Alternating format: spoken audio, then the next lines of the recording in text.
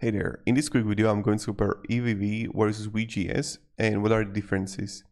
So the first thing first, the exposure for VGS is 70% USA, 90% Europe, 7% Asia, 4% other, and geographic exposure is 100% USA for the IVV. Then expense ratio is higher for the VGS, and then the dividend yield is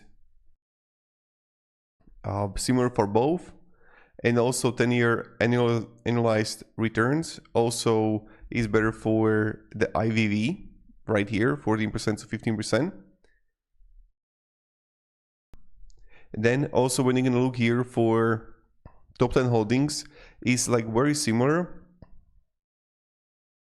but weighting lower since the US exposure is 70%. Then also performance example, like 23,000 to 20,000.